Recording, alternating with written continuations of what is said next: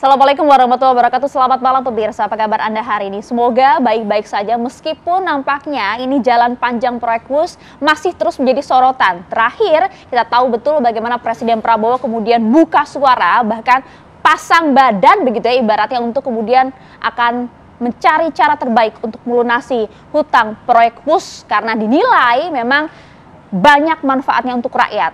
Tapi nampaknya sejumlah pakar juga kemudian membahas hal ini, apakah ini sudah tepat langkah negara untuk turun tangan, untuk mengambil alih.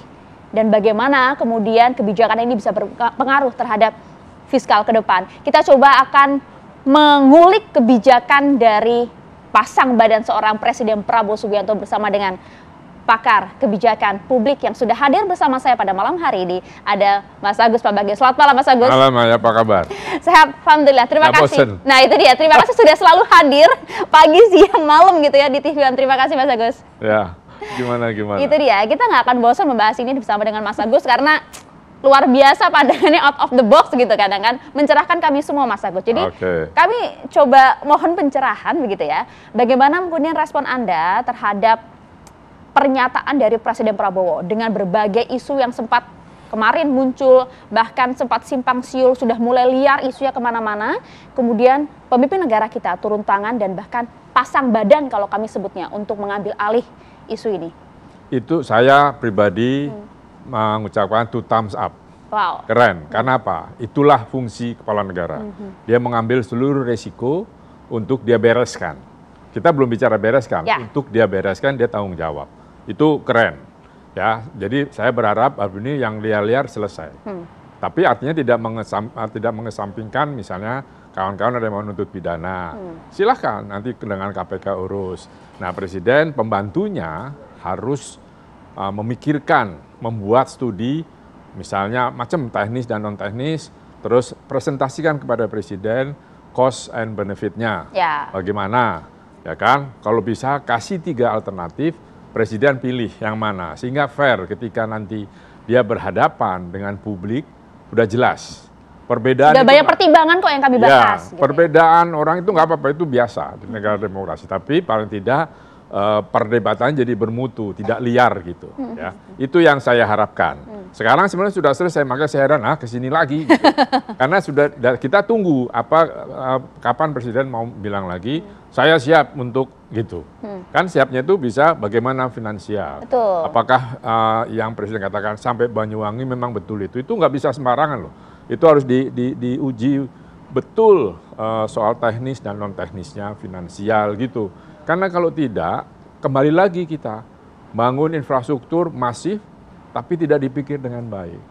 Yang terakhir, semua keputusan sampai ke Banyuwangi misalnya, itu harus ada peraturan yang mendukung.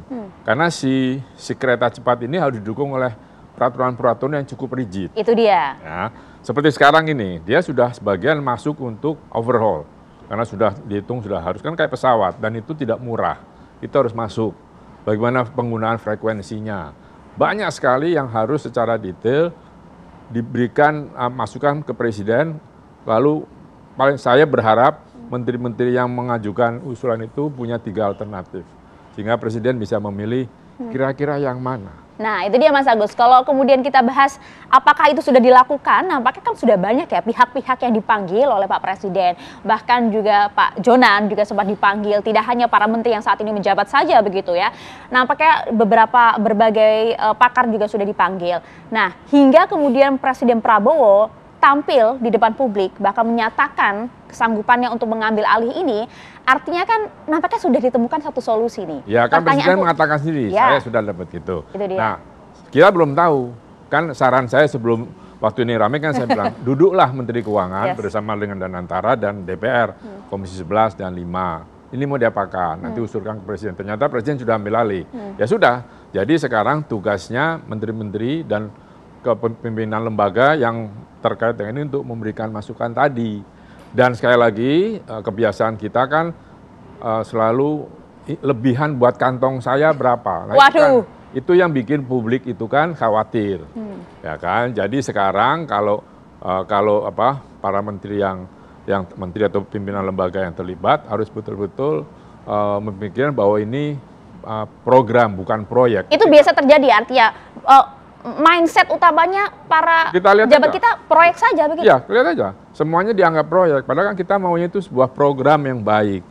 Jadi pemikirannya ya bagaimana publik itu bisa mendapatkan fasilitas infrastruktur dalam hal ini kereta cepat. Itu yang Pak Prabowo inginkan kan? Benar, yang Pak Prabowo katakan itu. Nah jadi sekarang pokoknya berikan Presiden gambaran. Saya selalu bilang 3 alternatif. Kenapa? Kan bisa ditimbang-timbang. Positif, negatif. Kalau yang dipilih Presiden, ya itu Presiden pasti tanggung jawab. Tetapi tolong pembantu-pembantu ini serius. Jangan lalu maksa kiri kanan, bilang ini proyeknya Presiden. Biasanya begitu. Pokoknya dia mau cepat, cepat kerjakan, ini proyeknya Presiden. Nah nanti eselon 1, eselon 2-nya pening itu. Bikinnya mana? Udahlah, kita udah hafal. Nah jadi ini pikirkan yang baik. Ya, dan bantu Presiden. Jangan hanya yes man saja. Ya, jangan yes man, bantu Presiden. Kalau tentu tetap dicari, saya mohon KPK juga terus mencari melakukan penelitian penyidikan bagaimana nih barang ini sebetulnya. Kan saya sudah katakan, KPK tolong cari hasil audit BPK, BPKP 2015 sampai 2023 misalnya. Nah ini menarik Mas Agus, tapi sebelum kita sampai ke sana, banyak pertanyaan publik yang kemudian masih bingung dengan Pak Prabowo sampaikan kita akan ambil alih, tapi publik masih bertanya-tanya, akankah pernyataan Presiden ini mengarah kepada penggunaan APBN dalam melunasi proyek bus ini? Ya. Sementara kita ingat Pak Purbaya kan sudah sempat sampaikan, ada dana antara kok.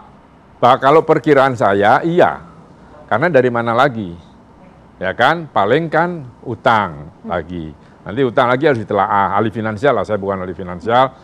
Bagaimana kalau sampai ke sana, ke Banyuwangi, karena Presidennya mau buat. Tadi pagi saya sama Pak Ibu Bupati, sudah kita diskusikan juga. Nah terus hal-hal lain yang sekali lagi dicermati betul gitu loh. Karena susah sekali, Mbak, kalau kita tergelincir lagi, itu dampaknya sampai sana. Oke, kalau begitu apa plus minus dari penggunaan APBN ini? Mungkin kalau dari kacamata kebijakan menurut Anda? Ya, buat kebijakan kan gini, pembiayaan itu kan kalau kita hitung korporasi kan bisa persoalan perdagangan atau saham itu jual beli saham, utang, kan itu restrukturisasi, tarik ininya temponya, waktunya dan seterusnya.